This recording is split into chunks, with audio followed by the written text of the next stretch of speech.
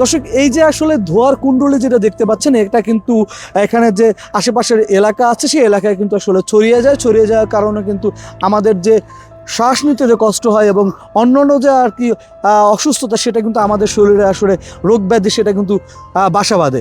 দর্শক, এখানে তো ছোট ছোট বাচ্চারা থেকে শুরু করে সবাই কিন্তু এই অসুস্থতার ভিতরে ভুগেন, এবং এখানে যারা কাজ করেন, ময়লা যারা আসলে টানেন, তাদেরও কিন্তু সেই অসুস্থতা নিয়ে বাসায় ফিরতে হয়।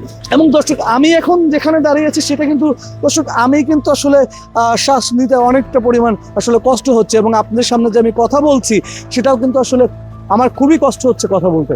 দর্শক, আমি এখন দাঁড়িয়ে আছি সেই যাত্রাবাড়ির যেখানে আসলে ময়লার ভাগাড়, সেই ময়লার ভাগাড়ের সেই স্থানে দাঁড়িয়ে আছি, এবং এখান থেকে আপনাদেরকে জানানোর চেষ্টা করেছি ঢাকার যত বজ্র আছে সেটা কিন্তু আসলে এখানে আনা হয়, ময়লা এনে এখানে কিন্তু আসলে পোড়ানো হয়। দর্শক, এখানে এছাড়াও কিন্তু যে রাসায়নিক যে দ্রব্য, ব্যাটারিও কিন্তু আসলে পোড়ানো হয় দর্শক, যেটা আমাদের খুবই আসলে ক্ষতিকারক একটি জিনিস। দর্শক, আমি আপনাদের সাথে আছি রায়হান আকবর আরাফাত, দেশদর্শ 24।